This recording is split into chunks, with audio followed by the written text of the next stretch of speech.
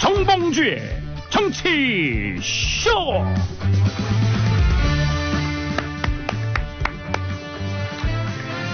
안녕하세요. 70억 분의 1의 사나이 마성의 중독성 대체 불가 정봉주의 정치쇼 정봉주입니다.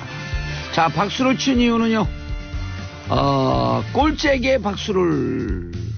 남북 단일팀 비록 패하고 있지만 전 국민에게 평화의 메시지를 전하고 있다는 의미에서 박수를 보냈습니다. 자, 이 시간 여러분이 가장 많이 찾아본 실시간 검색어 포항 2.6 여진 오늘 새벽 6시 30분 발생했다. 아유, 안타까운 기사들이에요. 불안해서 못 살겠다, 이사 가겠다라고 하는 사람들이 속출하고 있다고 합니다. 최순실 오늘 1심 선고. 대한민국 운명의 날입니다. 오후 2시죠. 자, 클로이김 천재 스노우보 재미교포 클로이김 10시 결선 진출. 자, 부모님의 나라에서 게임을 하고 있죠. 첫 곡입니다. 보아의 넘버 원 들으면서 1부 돌아오겠습니다. 정봉주의 정치쇼 1부 순서 들어가겠습니다. 자, 1부 뉴스 브리핑 원포인트 뉴스 하우영 한겨레신문 기자 자리하셨습니다. 네, 안녕하세요. 한겨레 21 하우영 기자입니다. 한겨레신문에서 잘려서 한겨레 21로 갔죠? 아니요. 그럼요. 한겨레 21에 이렇게 순환 근무를 합니다. 그래서 순환 근무요? 네. 순환 근무? 한겨레가 무슨 순환 도로예요? 정치부도 갔다가 사회부도 예. 갔다가 한겨레 21부도 에이스는 갔다가. 그렇게 안 돌리죠? 정말요? 예, 에이스가 아니니까 돌리죠. 겸손해지겠습니다. 돌려나? 겸손해지겠습니다. 돌려나? 자, 샵1035 짧은 문자 50원, 긴 문자 100원 문자 보내주시기 바라겠습니다. 청취자 여러분과 소통하는 방송, 청취자를 지배하지 않는 방송. 느낌이 오죠? 느낌 좋네요. 그러면 소통하는 방송. 6673님, 봉도사님 지금 여수 여행을 끝내고 수원으로 가고 있어요. 눈이 많이 와서 가는 길 내내 설경에 눈이 호강 중이에요. 오늘도 즐거운 방송 기대할게요. 화이팅. 자, 우리 청취자 여러분, 봉도사의 공소시효는 유통기한은 3월 2일로 끝납니다. 3월 3일서부터는 정봉주로 돌아옵니다. 자, 무슨 얘기일까요? 예, 저는 어려워서 모르겠고요. 일단 아니요, 이 뉴스가 뭐냐고요? 마이크 펜스 미국 부통령 예. 얘기 좀 하겠습니다. 문재인 대통령과의 지난주 회동에서 북한과 조건 없는 대화에 나설 의지를 밝혔습니다. 그리고 평창 이후에 남과 북의 대화를 지지할 뜻도 밝혔는데요. 이것은 워싱턴 포스트와의 단독 기자회견을 통해서 공개됐습니다. 예. 조시 로긴 칼럼니스트의 기사를 통해서 공개를 됐는데요. 그 한국 방문을 마치고 미국으로 돌아오는 공군 2호기에서 펜스 부통령과 인터뷰를 한 내용입니다. 펜스 부통령이 문 대통령과의 두 차례 실질적인 대화를 했고요. 미국과 한국은 북한과의 추가적인 관여, 이선 대화와 교류를 뜻하는데요. 관여를 위한 조건에 합의했다라고 이야기합니다. 우선 한국이 관여하고 한국이 접촉하고요. 그 다음이 미국도 잠정적으로 그 이후 곧바로 북한과 관여하겠다는 건데요. 해설이 좀 필요합니다. 네, 하세요. 일단 순서를 한국을 먼저 정했고요. 그 다음에 미국도 잠정적으로는 같이 하겠다. 여기서 잠정적으로라는 말은 하지 않을 수도 있다라는 말이 아니고 그 상황을 보고 참가하겠다는 뜻을 더 강조한 말로 읽히고요. 예. 그리고 곧바로 관여하겠다라는 것으로 봤을 때는 좀 적극적인 의지를 보이는 것으로 그렇게 풀이가 됩니다. 한국에 있을 때 왜 이렇게 쌩 같대요? 그러니까 이제 참 저도 이해가 좀 안 가는데요. 네. 좀 샤이한 성격인가요?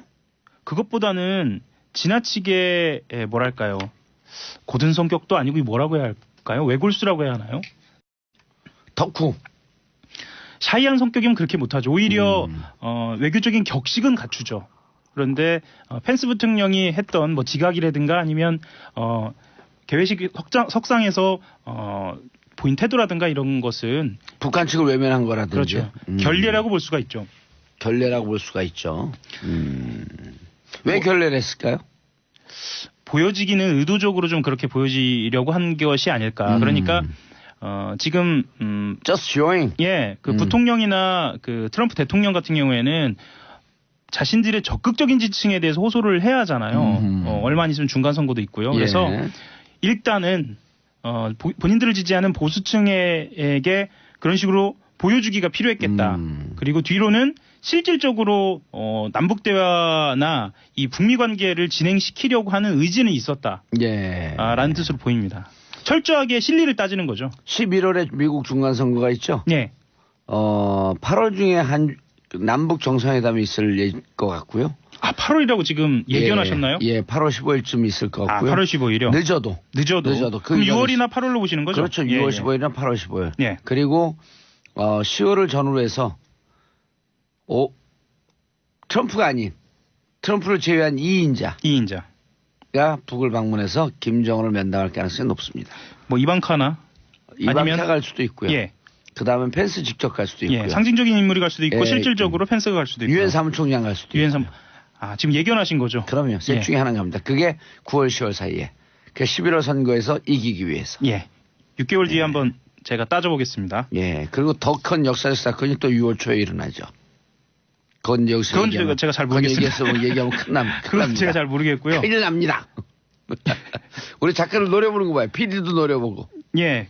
떼치. 그동안 트럼프 행정부 같은 경우에는요. 지난해 4월입니다. 최대한 압박. 예. 그리고 관여라는 대북 정책을 새롭게 제시했지만 실제로는 압박만 있었어요. Maximum pressure and pressure. engagement. 예. She's from New York. She? Who? 예. 최민희 의원. 최민희 의원 오셨나요? 예. 네. 개념적으로만 보면 동시적인 압박과 관여가 있어야 하는데 그러지 못했다라는 얘기고요. 이제서야 관여라는 카드를 꺼내기 시작했다라고 볼 수 있습니다. Diplomatic engagement라고 하는 표현이 나오고 있죠. 예. 일단 북미 간 조건 없는 탐색적인 대화가 이루어질 것이다라고 보고 있는데요. 이 탐색적인 대화가 이런 말이 처음 나왔느냐 그건 아니고요. 지난해 12월 말입니다. 그 렉스 틸러슨 국무장관이 공개적으로 밝혔습니다. 아하. 그런데 당시 백악관에서 개인 의견이다. 그렇죠. 개인 의견이다. 그럼 뭐라고 한번 또 디스했죠. 예. 근데 실제로 국무장관 정도 되는 위치에서는 개인 의견을 밝히지는 않거든요. 특히 언론에다는. 그래서 뭔가 그것을 전략적 양수겸장을 치고 있었던 그렇죠. 거죠. 그리고 서로 잘 모르고 서로 디스하는 척하면서 실제로는 흔히 말하는 짜고 친 거죠. 짜고 친 거죠. 예. 틸러슨 애송이 어리석다 그랬어. 애송이나 그랬어요. 트럼프가 틸러슨을 탁 밟았죠. 그렇죠. 네. 그러니까 틸러슨이 뭐라 그러니까 또 트럼프가 내가 틸러슨보다 머리가 좋다. 네. 자, 검찰 성추행 조사단 현직 부장검사 죄송합니다. 판사님들 죄송합니다. 부장검사 구속시켰나요? 긴급 체포입니다. 긴급 체포. 호호. 매우 이례적입니다. 검찰에서 검사를 그것도 부장검사를 이렇게 긴급 체포하는 경우는 매우 이례적인데요. 네, 부장검사 높지 않아요. 높지는 않습니다. 그럼요. 실제로. 그리고 실제로는 너무 많은 권한이 가 있는 것 같기도 해요. 예, 그럼요. 네.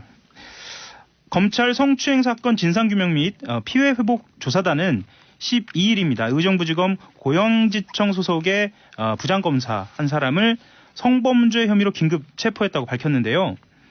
조사단은 부장검사가 범죄 혐의가 확인되고 도주 및 증거인멸 우려가 있다고 판단해서 긴급 체포를 했습니다. 고양지청이에요? 예. 실제로는 좀 특정이 되겠죠. 익명으로는 했지만. 네. 그래요? 그리고 구속영장 청구를 당연히 수순으로 검토 중이고요. 제가 한 10분 안에 이름을 알아와야겠는데. 다만 2차 피해를 우려해서 피해자 신분은 공개하지 않기로 했습니다. 예. 그러니까 이 부장검사 신원을 등장시키지 않는 것은 피해자 신분을 고려한 것이기도 한 것 같습니다.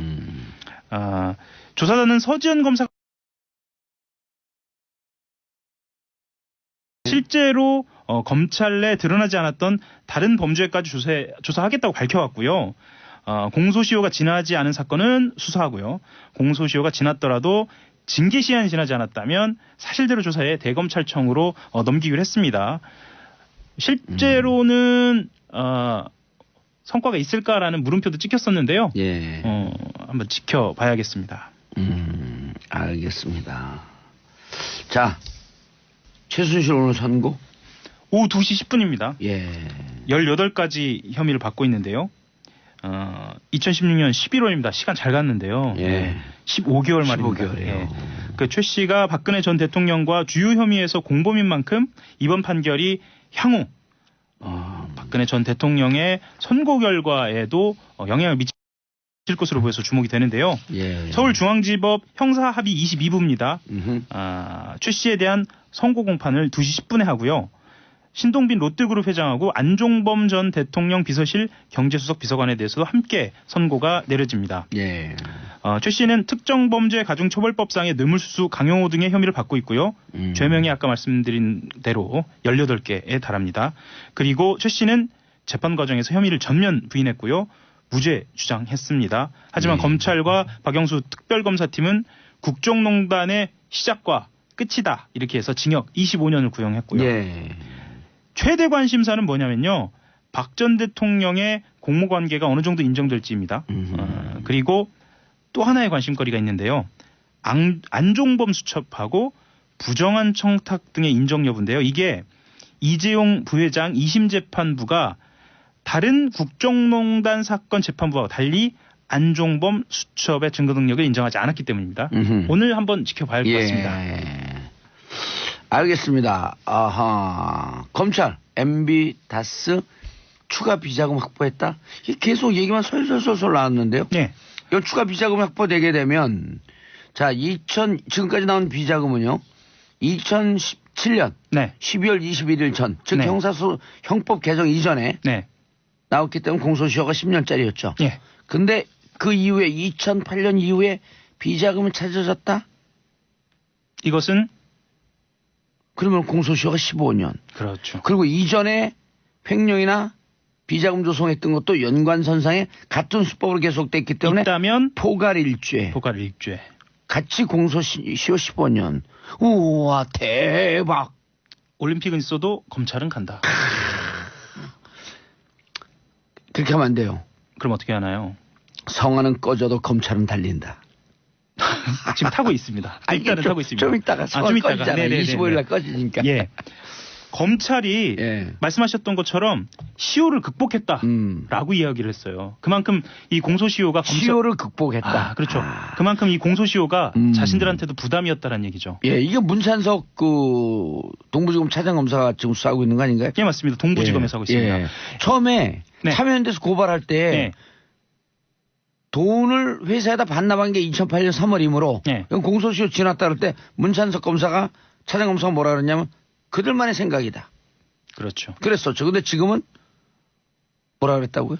공소시효를 극복했다. 공소시효를 극복했다. 예. 성화는 꺼져도 검찰은 달린다. 예.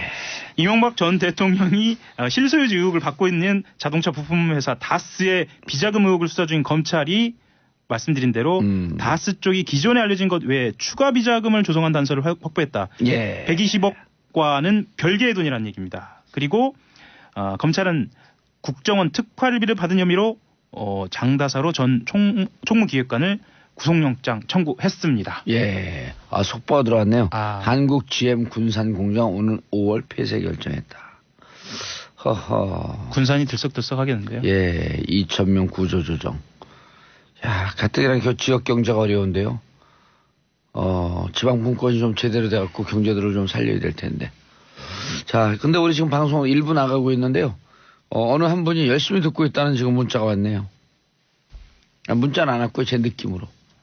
정청래 의원이 열심히 듣고 있는 것 같아요. 아, 그러신가요? 예. 네. 얼마 전에 통화도 했는데요. 목소리는 밝더라고요. 그렇죠. 네. 김명자님, 시사 무식하다고 남편한테 무시당했는데 정치쇼 듣고 아는 척 잘하고 있어요.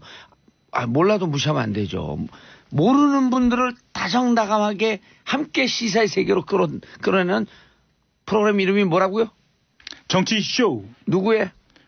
정봉주. 예. 봉도사는 3월 2일로 공소시효 만료. 3월 5일서부터는 정봉주로 돌아옵니다. 무슨 말씀인지 잘 모르겠고요. 한 가지 소식을 더 전해드리겠습니다. 예. 고등군사법원 폐지, 영장제도 없앤다라는 국방부발 소식입니다. 오호.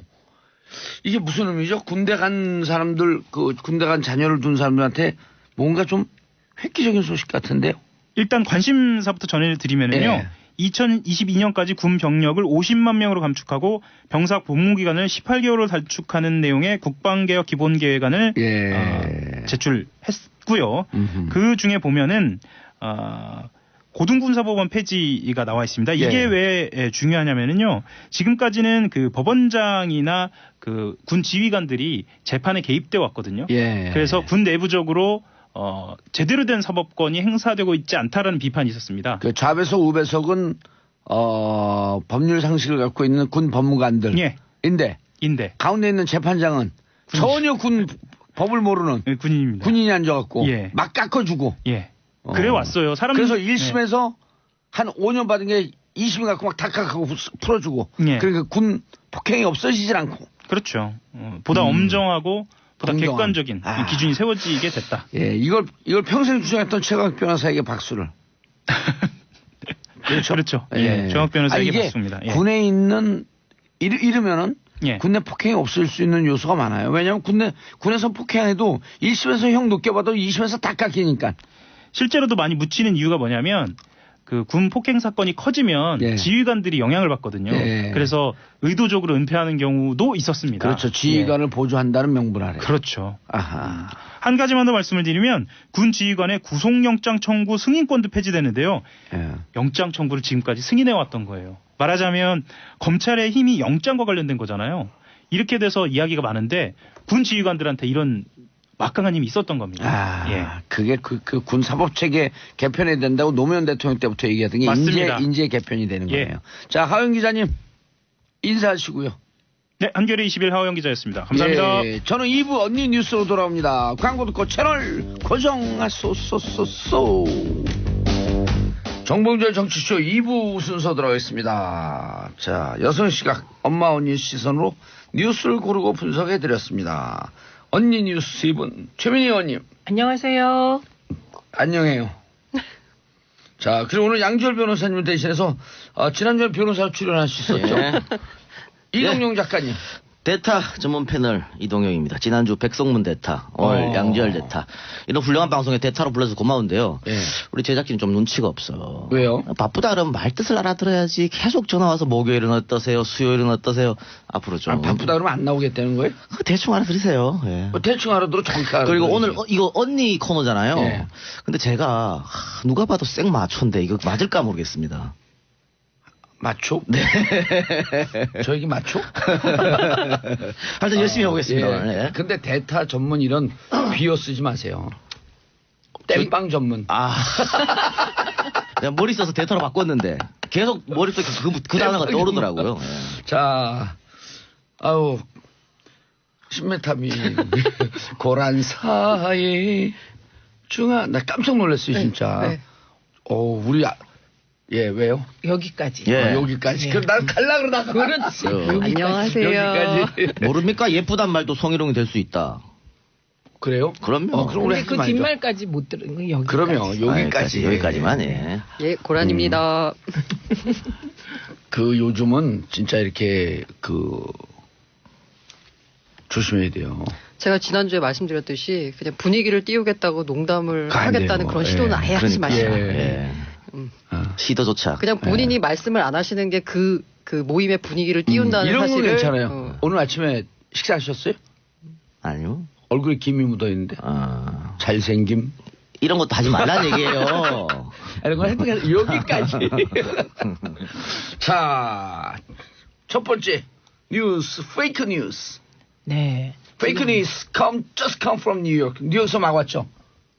예. 제가 뉴욕에서 나왔어요. 제가 뉴욕에서 왔습니다. 뉴욕에서 오셨어요? 네. 바쁘시네요. 그럼 한번 새로운 욕을 해보세요, 뉴욕. 뉴욕? 이런 게 문제예요. 이런 게 문제예요. 이런 거 네. 하지 마요. 이 직장 상사 이렇게 하면 안 웃을 수도 없거든. 그렇죠, 맞아요.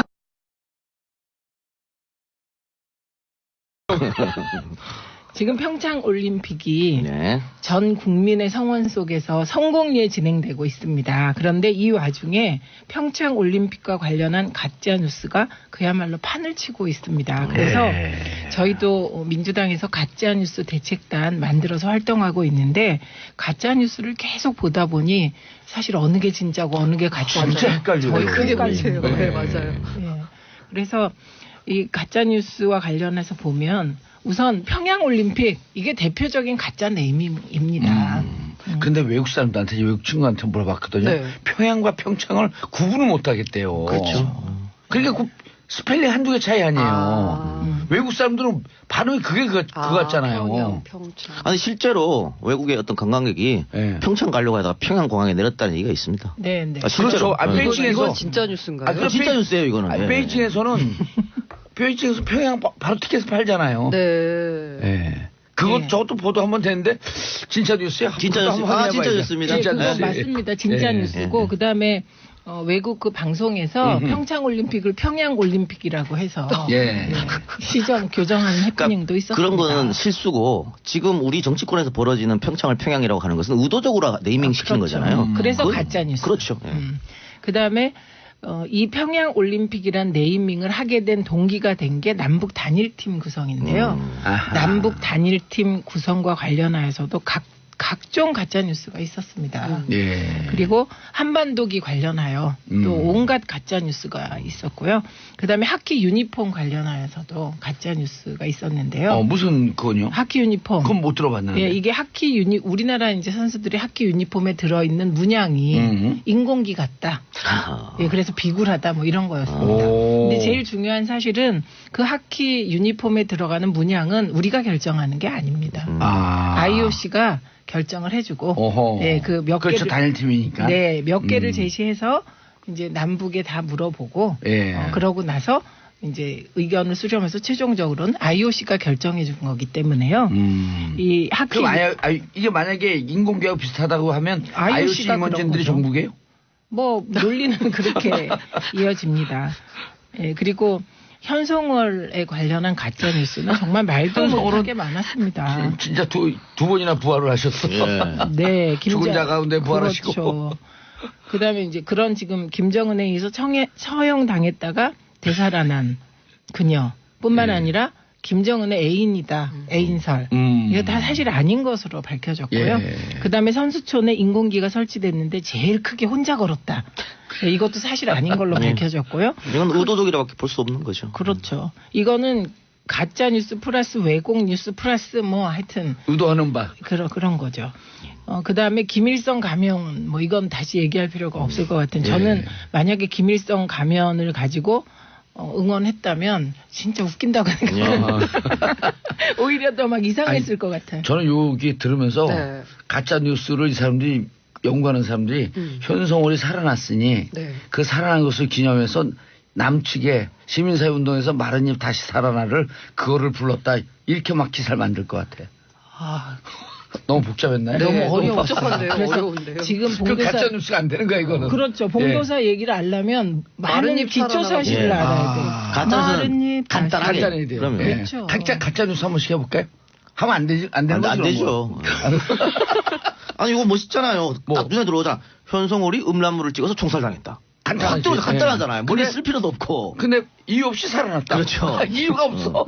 그러니까 그때 이렇게 대대적으로 오보를 냈었던 오버가 아니라니까요. 아까 그 가짜 사람들은 뉴스. 예. 사과를 해야 돼요. 그만큼적으로. 그래서 저는 네. 이게 그 네티즌들이 일부 네티즌들이 만들어내는 가짜 뉴스도 있고 기성 언론이 만들어내는 가짜 뉴스 있거든요. 근데 기성 언론 이렇게 하면은 계속 불신만 쌓일 수밖에 없습니다. 예. 이건 권력에 대한 비판 견제가 아니고 무조건 꼬투리 잡기 비판을 위한 비판을밖에 안 보이잖아요. 이렇게 되면 불신이 쌓일 수밖에 없는 거예요. 맞습니다. 불신 쌓이길 바라는 것 같은데 꼭.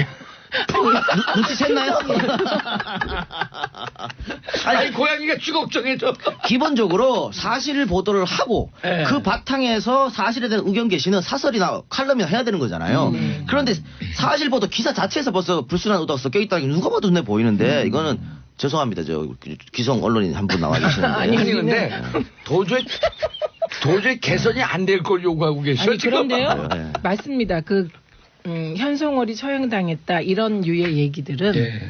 기성 언론이 만든 가짜 뉴스입니다. 예. 그런데 반성하고 아니, 있잖아요. 지금 그 사이트 들어가면요. 네. 옛날 신문에 그대로 나와 있어요. 2014년 보도 아니에요 그게. 이게 특히 북한 뉴스에 가짜 뉴스가 많은 이유가 이게 확인이 확인이 안 돼요. 되잖아요. 그래서 예를 들어서 경쟁 뭐 언론에 아니, 자사가 썼다. 한번 그거 한 거 좀 소개 좀 해줘. 그래. 그래서 여기까지 이것도. 예. 그래서 이게 드디어요. 워싱턴 포스트에서도 드디어 예. 세계적인 신조어. 예.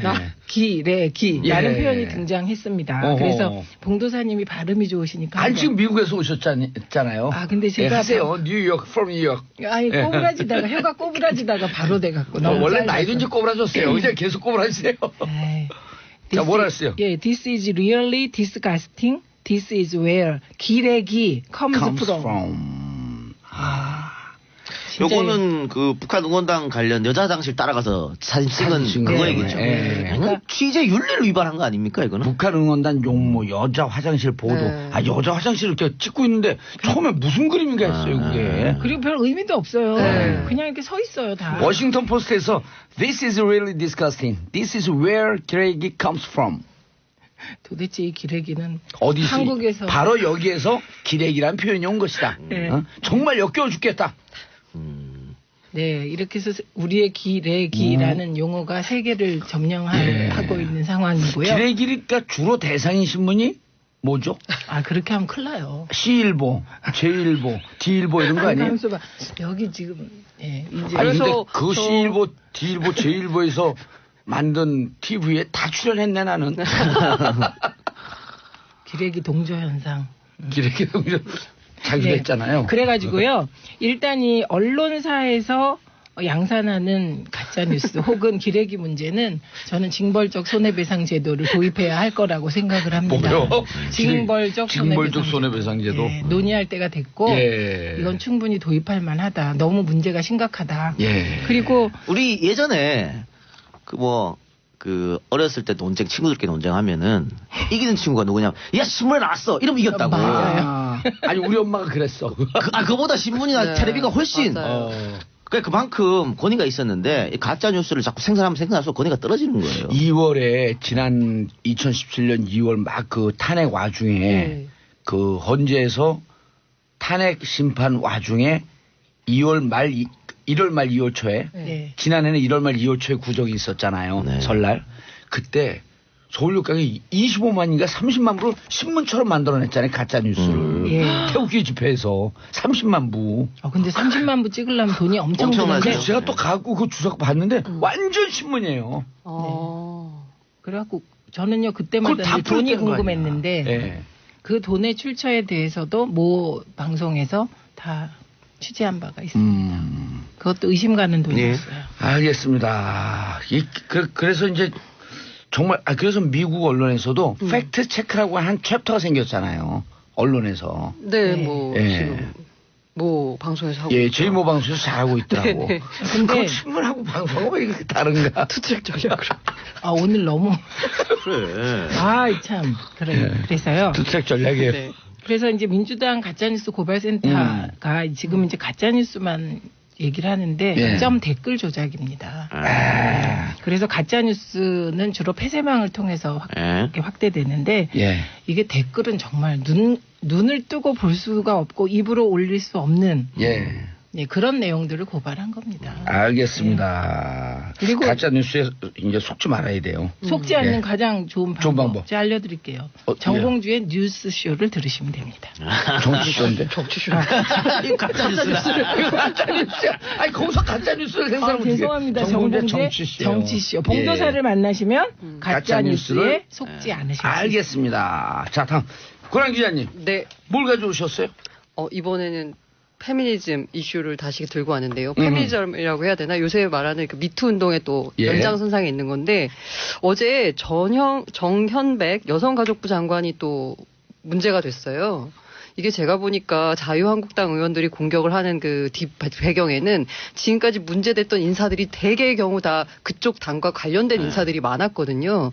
그래서 마침 현 정부 인사가 나오니까 이때가 기회다라고 해서 공격의 수위를 높이는 것 같은데 일단 그 남정숙 전 성균관대 교수가 이제 인터뷰를 했는데 그 소속 대학원장인 이모 교수로부터 성추행 성희롱 피해를 입었다. 그리고 이걸 학교가 조직적으로 은폐하려고 했다.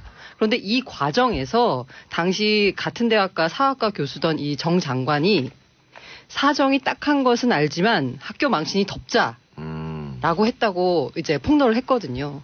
오. 그러니까 그 정현백 장관은 성희롱 혹은 성추행의 직접적인 가해자가 아니라 일종의 동조, 방조, 묵인을 했던 사람이고 사실 지금 와서 저 뭐 화제가 되고 있는 게 이렇게 성희롱을 묵인 방조하는 이런 사회 분위기 탓에 이렇게 문제가 심각해지지 않았느냐라고 하면서 이런 묵인 방조에 대한 또 이렇게 논란이 심해지고 있거든요. 이 와중에서 나온 거고요. 이게 실화인가요? 이거에 대해서 어제 방금 전에 가짜 뉴스를 듣다 보니까 정신이 왔다 갔다. 그래서 이게 이제 양쪽의 입장이 약간 엇갈려요.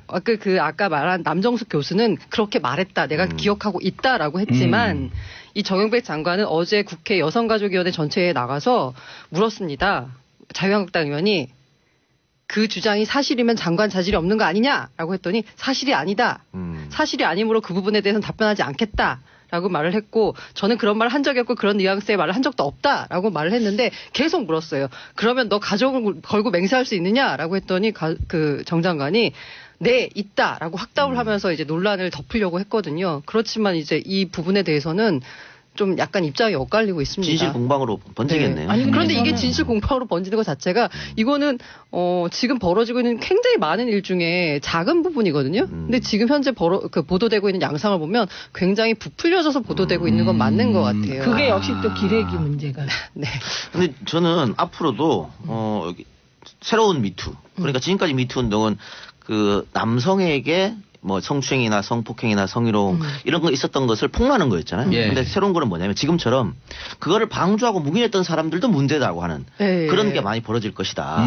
특히 여성이 여성을 조용해라. 조직을 보호하기 위해서 혹은 이거 알려지면 너만 손해다. 그러니까 2차 피해를 막기 위한 핑계를 대면서 역시 덮는 이런 것들이 이런 폭로전이 계속될 것 같습니다. 그리고 이게 약간 그 조직이 어떻게 보면 일종의 교활하다는 표현을 쓸 수도 있는 게 이렇게 성희롱, 성추행의 피해를 나서면 이거에 대한 수습을 하는 사람으로 여성 상사를 지목을 해요.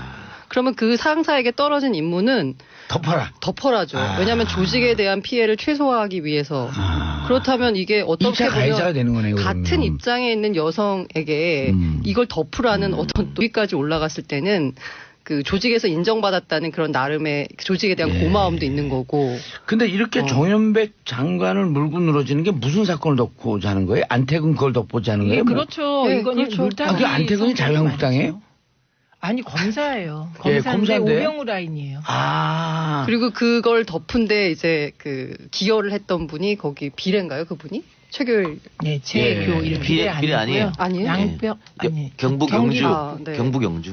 출신. 그래서 약간 관계된 인사들이 그렇고 뭔가 그러면서 검찰에서 뭔가 미투 운동이 계속 나오고 있는데 이상하게 자한당과 관련된 인사들이 아니 미투 운동은 당을 떠나고 그 진영을 떠나서 네, 네. 이거 드러내야 되는 거 아니에요? 네? 그래서 그렇죠. 여성 폭력이 좀 없는 사회에 그렇죠. 왜 덮지? 이상한데? 조직 보호 논리죠. 조직 보호 논리. 그래서 페미니즘 의무 교육을 실시하자. 네. 이렇게 이제 좀 방향을 좀 잡아가고 있는 중이에요. 그 페미니즘 의무 교육이라는 그 표현이 맞나요? 뭐 포미니즘 교육 의무화죠. 교육을 의무하자. 의무화하자. 뭐 그 이름은 나중에 네, 바꿀 뭐 수도 바꾸는 있겠죠. 건데 네. 이게 이제 그 왜 청와대 원래 양성평등 교육 이렇게 돼야 되는 거 아니에요? 어떻게 돼야 돼? 네, 그래서 예. 그 부분에 대해서는 하면 뭐 논란일 것 예. 같아서 예. 아마 뭐 그 제목은 바꿀 수도 있을 네. 것 같아요. 그렇죠. 이게 왜 페미니즘 교육 의무화 얘기가 나왔냐면 내용은 이런 거죠. 성교육을 좀 건강한 성교육을 좀 시키자 이런 거죠. 아니 이게 성교육이라고 하면 양성평등. 양성평등 양성평등 교육. 네. 오. 이게 왜 페미니즘 교육 의무화라는 요 말이 나왔냐면 봉도사님이 이게 그 국민청원 게시판에 제목이 초중고 학교 페미니즘 교육 의무화 이 청원을 올렸거든요. 이게 한 달에 20만 건 이상이 나오면 답변을 해야 되는데 이게 20만 건이 넘었습니다. 예, 답변을 그래서 답변을 해야 됩니다. 공식 답변. 우리가 여기서 얘기할 때 이 양성평등 교육을 하는 것이 예방의 지름길이다 얘기를 많이 하지 않았나요? 그렇죠. 예, 여러 번 했습니다. 우리가 성추행 많이 했어요? 여러 번 관련해서 했어요? 성폭행 관련해서 여러 번 했어요. 여러 번. 근데 했군요. 지금 보면 그 특히나 저희 애 딸들도 보면 그 TV 잘 안 보거든요. 예.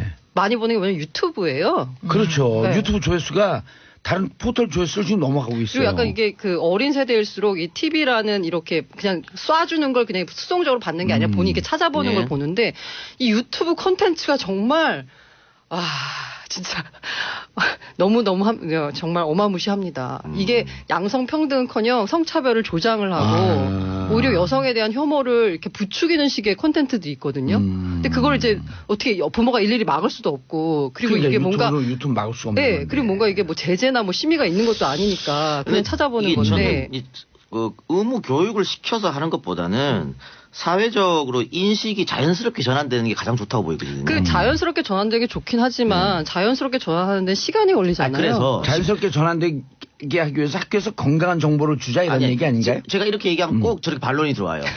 시간이 너무 오래 걸린다 하는데 지금 성희롱, 성추행의 문제점들은 스타트는 어디냐면 성차별부터 시작됩니다. 네. 그러니까 소위 말하는 지금 기득권 꼰대 세력들 이분들은 성차별로 굉장히 혜택받은 사람들이거든. 그래서 이거를 아무런 제어식 없이 막 저질렀어요. 네. 그런데 지금 자라나는 10대 애들은 태어날 때부터 성차별은 존재하지 않았습니다.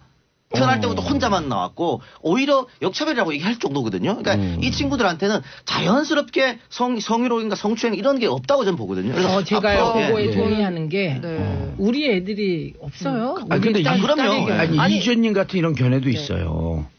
지금 그 이동영 작가님의 얘기도 맞는데 네. 우리 때하고는 완전히 틀려지긴 했거든요. 그러나 여전히 이론과 실제가 너무 달라서 아이들이 좀 왜곡된 생각을 가지고 있어요. 이런 것도 일부 존재하고 있기 때문에 네. 건강한 정보를 자꾸만 유통시켜야 되거든. 네. 그러니까 의무교육 정도 하려면은 굉장히 시간을 들여서 해야 돼요. 전문가도 양성해야 되고.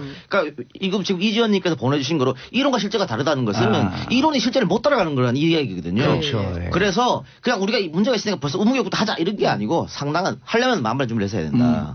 좋네. 이런 방송에서 계속 양성평등의 네. 교육에 대해서 건강한 정보를 유통시키고 네. 그러면서 또 학교에서 학교대로 준비하고 도트랙 하면 되는 거죠. 네, 그 의무교육 하자라는 게 정말 우리가 무슨 국사시간처럼 일주일에 뭐 한 시간씩 의무로 하자 이게 아니라 일종의 메시지를 담은 거라고 생각해요. 양성평등 교육에 대한 중요성을 강조하기 중요성. 위한. 네. 그래 아마 꼭 하자. 청와대도 그런 답변을 할 것 예. 같고 아까 애들은 없다고 했는데 성희롱, 성차별이나 이 모든 성 관련 이슈들의 모든 바탕에는 다 권력 관계가 있는 거거든요. 맞아요. 흔히 남자가 여자를 뭐 성추행, 성희롱의 대상으로 삼는다고 하는데 사실 여자 상사가 자행하는 남자 있을 부하 수 있지. 지간에 대한 성희롱, 성차별도 굉장히 그 많거든요. 영화도 있어요. 데미 무어가 예. 성차별. 아니 근데 미투 운동을 조롱하는 움직임도 또 고개를 들기 시작한다. 이게 그러니까 이 잘못된 인식 때문에 그 뭐 페미니즘에 대해서 무조건적인 반감이나 아니면 이런 것도 같은 맥락인데 그 화제가 됐던 것 중에 하나가 페이스북 이용자가 이제 돼지 껍질을 주문했는데 그 돼지 껍질의 그 껍질 부분이 그 돼지 유두 있는 부분에 그 껍질이 나왔나 봐요. 그랬더니 돼지 껍질을 주문했는데 꼭지가 웬 말입니까? 이거 어디다 신고하면 됩니까? 라고 미투라고 해시태그를 달았어요. 조롱한 거네. 네. 약간 그 비아냥거리고. 그렇죠. 그래서 뭐 미투를 유머로 소비하느냐 인권 감수성 제로다라고 댓글이 달리면서 글을 내리긴 했는데 이런 식으로 약간 그 일부에서는 미투 움직임을 약간 조롱을 하고 그러면 이것도 미투냐 뭐 이러고 그 식당 가서 음식을 주문했는데 내가 미투라고 했다.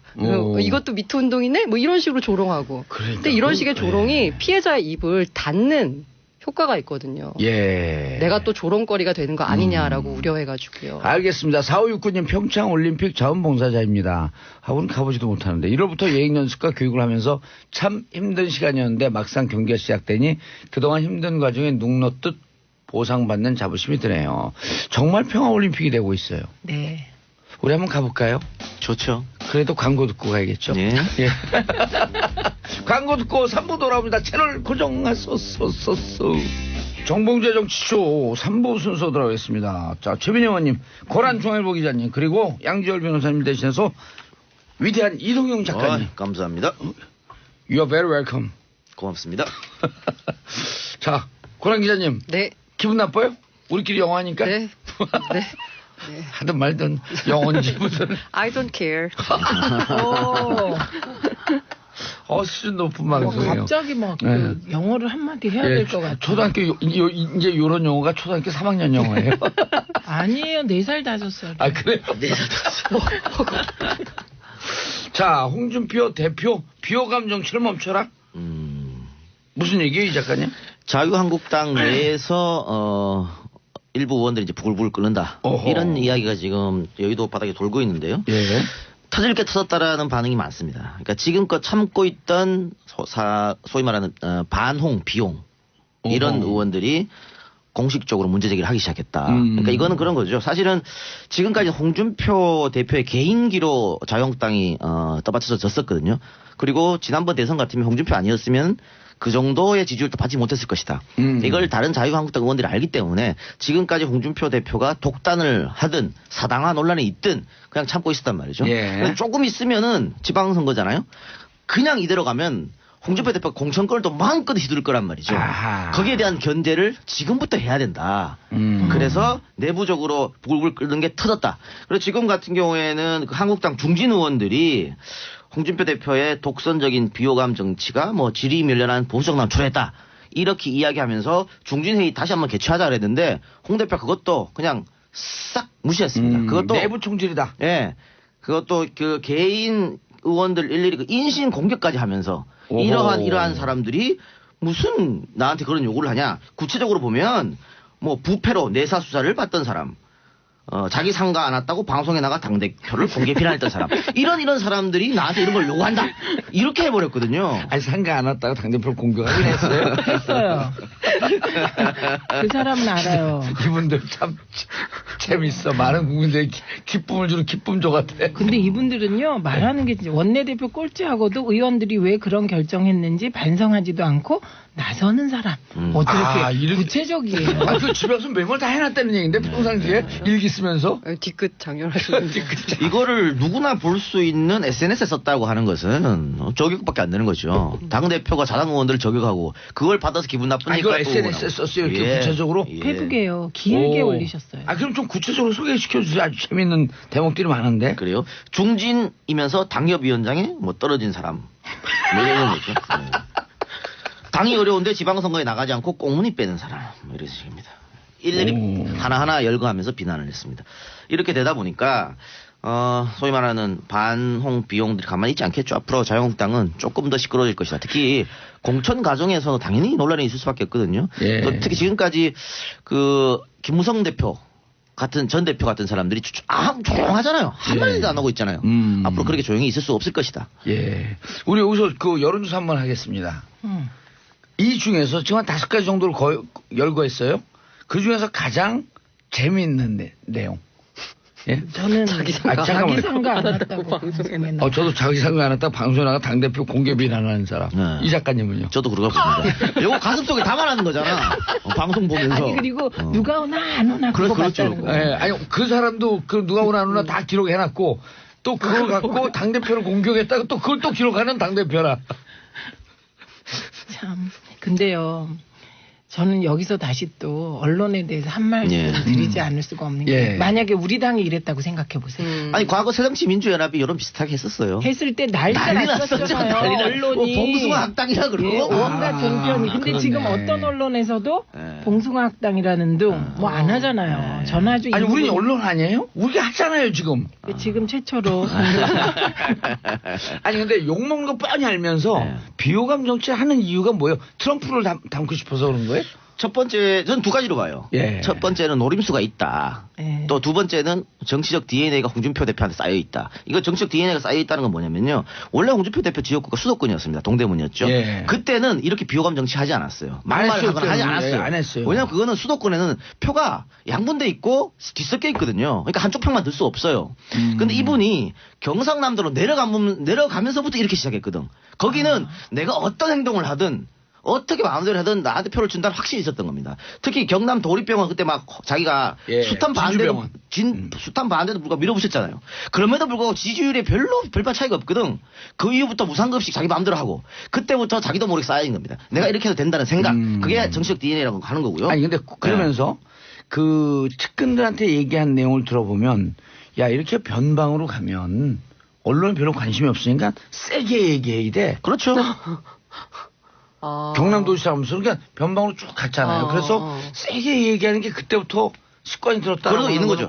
그리고 경남도지사 하면서 여의도 사무실 굉장히 크게 만들었거든요. 오. 계속 여의도의 길을 안테나를 쫓고 했다. 이렇게 볼 수 있겠고요. 아, 출장소를 만들었나요? 크게? 원래 있습니다. 다 어디나 있는데 꽤 크게 만들었다 이런 거고요. 오. 자, 두 번째는 뭐냐면 그 홍준표 대표 생각하는 것은 결국은 결국은 나를 찍어주는 사람들은 숨어있는 보수 세력들이다. 그러니까 박근혜 국정농단 이후로 이 숨어있는 보수가 있어요. 그러니까 샤이보스. 그렇죠. 그러니까 내가 박근혜를 지지한다 하고 자유한국당을 지지한다, 홍준표를 지지한다, 겉으로 드러내지 못하는 그런 분들. 그런 분들은 결국은 지방선거 때 나를 찍어줄 것이다. 그러면 내 지지자들만 보고 가자. 이렇게 판단한 게 아닌가. 그래서 그런데 이렇게 궁금한 게 샤이 보수나 아니면 내 지지자들만 보고 가자라고 했을 때 샤이 보수나 내 지지자들의 표만 가지고 당선이 될 수 있나요? 반대로 이렇게 보죠. 영남 쪽에서는 될 수도 있겠죠. 아, 그러니까. 영남은 그렇다 네. 치고. 자, 예를 들어서 그러면은 홍 대표가 막말도 하지 않고 점잖게 언어를 쓰면서 네. 문재인 대통령의 국정 전반에 대부분 찬성하며 도와주고 그렇다면 그 표를 얻을 수 있을까요? 그건 이제 탄핵에 반대한 14%도 결국은 못 놓치는 얻어요. 거죠. 아예 그 14% 내지 20%, 23% 서로 다 가버릴 수 있어. 그런 판단하기 때문에 내 지지 한번 보고 가자. 이런 고심 끝에 나온 게 아닌가. 혹시 아니, 조원진 그 대표를 의식한 게 아닐까요? 14%가 대한애국당으로 결집하지 않을까. 아니 근데 진짜 샤이보스가 있는 거는 네. 있어요. 그 여론조사 할 때 전화 면접 조사하면요. 네. 이른바 이제 자유한국당 지지율이 뚝 떨어져요. 근데 ARS를 하잖아요. 그럼 올라간다. 그럼 좀 올라가요. 그러니까 ARS로 답하는 건 덜 창피한 거야. 근데 그 샤이 보수나 아니면 그 지지자라고 하는 분들이 그렇게 홍준표 대표가 막 나가지 않더라도 어차피 그 표는 그 홍준표 좀 표 시원하게 아니에요? 그렇죠. 한가 봐요. 시원하죠. 시원하게 한가 봐요. 아니 대통령도 꼴 보기 싫고 저 평창올림픽 잘 되는 것도 보기 싫은데 홍준표 대표가 와서 막 얘기해 주잖아. 얼마나 시원해요. 우리를 대변해 주는데. 정치쇼도 듣기도 싫고. 그리고 가짜뉴스의 주 소비자가 샤이보수가 아닌가 이렇게 추정합니다. 그러면 그냥 아예 더 이상의 확장성은 포기한 건가요? 저는 그렇게 봅니다. 그 원래 1단계로는 그 집토끼를 확실히 잡는다. 그렇죠. 네. 지금 그 전략. 네, 그 전략이에요. 그리고 마르고 닳도록 그 지역에서 국회의원만 해먹으려면 이런 전략으로 가는 사람들이 많아요. 그래서 소선거구제 없어야 되는 거예요. 그러니까 마르고 닳도록 그 맞아요. 지역에서 국회의원 하면 상관없는데 예. 홍 대표는 대권을 꿈꾸는 분인데 그렇게 생각하세요? 아닌가요? 아니 대권을 꿈꾸면서 이렇게 그냥 마르고 닳도록 가려는 거 아닌가? 그렇게 보이는데. 꿈만 꾸고. 예. 그리고 이분은 지금까지 정치 스타일이 이게 비속어일 수도 있습니다만 홍준표 대표가 스스로 말한 거니까 본인 스스로 독고다이라 그랬거든요. 네. 그런 정치를 지금 계속 하고 있는 거고 과거에 대표 한번 했을 때도 그런 독고다이였기 때문에 어떻게 보면 대표에서 물러날 수밖에 없었거든요. 근데 지금 본인이 약속을 했어요. 이번 지방선거에서 지면은 물러나겠다. 그런데 이길 가능성이 보입니까? 그렇죠. 전 아무런 대답도 안 했습니다. 예. 그래서 결국은 그런 식으로 밖에 될 수 없을 것이다 봐요. 그럴 때 그럼 정치판이 또 한 번 요동을 칠 거라고 보거든요. 그러면 자유한국당 내에서 소위 말하는 이제는 저런 보수가 되지 말자라는 어떤 자석의 목소리가 나오면서 그 중간층을 대변하는 사람들이 튀어오를 겁니다. 그리고 나서 지금 뭐 미래 바른정당 그쪽이랑 또 연합 시그널이 있을 수도 있고요. 다시 한번 정계 개편 놓으니까 지방선거 끝이 나고 예. 그런 후폭풍이 있을 수도 있겠다. 정계 개편하면서 이제 저게 정상화되는데 한 10년 걸리는 거죠. 최하 10년. 고란 기자님 표현 봤어요? 아이고, 이게 최하예요, 최하. 그게. 예, 좀 길어지면 한 20년까지 갑니다. 자, 최민희 의원님. 예. 이게 다시 불거진 예. 권성 어머 발음이 왜 이래요? 권성동과 안미연. 예. 예, 안미연 검사 다 아시죠, 이제? 예, 안미연 검사가 최근에 한 프로그램에 나와서 진짜 세상이 깜짝 놀랄 경참 동진을 합니다. 예, 그런 폭로를 했어요. 그런데 그 폭로의 핵심 내용은 두 가지입니다. 검찰 내부에서 이 채용 비리와 관련한 핵심 증거를 증거에서 빼라는 식의 요구가 있었다. 예. 그러니까 수사 외압이 두 가지인데 하나가 검찰이 수사를 진행하면서 핵심 증거물에서 빼라고 한 거. 그게 녹취록입니다. 오. 이게 진짜 이거 이상한 일이거든요. 녹취록이면 상당히 결정적인 중요한 건데. 증거 예, 아닌가요? 이게 그 최용집 전 사장하고 예. 그 최용집 전 사장 밑에 있던 최하무개 씨 있죠. 예. 외국으로 도망갔었던 예, 이 두 사람 사이의 대화 내용인데요. 거기에 아주 구체적으로 권성동 법사위원장이 지목됩니다. 네, 그런데 그 핵심 녹취록, 대포폰에 있는 핵심 녹취록을 증거물에서 빼라는 외압이 있었다. 이거 너무 끔찍한 거죠. 야, 어떻게 증거를 빼? 증거 인멸인데 그건 범죄 행위 예, 아니에요? 그게 첫 번째.